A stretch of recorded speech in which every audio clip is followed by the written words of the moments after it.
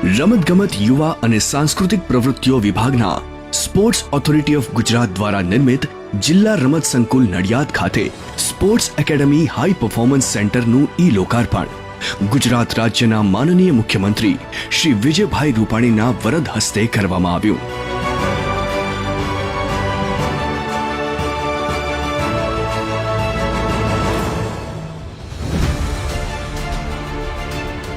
રૂપિયા 32 કરોડના ખર્ચે રમતગમતની પ્રવૃત્તિઓને પ્રોત્સાહન આપવાના હેતુથી અહીં swimming pool, gymnasium, high performance training, physiotherapy centre, volleyball, taekwondo, fencing sports માટે indoor hall, conference hall, meditation, mind training hall, shooting range, sports library અને ઓડિયો વિડિયો ક્લાસરૂમની સુવિધા ઉપલબ્ધ કરાવાઈ છે।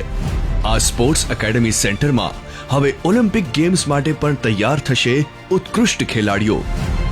સ્પોર્ટ્સ માટે સ્પોર્ટ્સમેન સ્પિરિટથી કાર્ય કરે છે ગુજરાત સરકાર। વિકાસમાં નંબર 1 ગુજરાત હવે સ્પોર્ટ્સમાં પણ બનશે નંબર 1 ગુજરાત।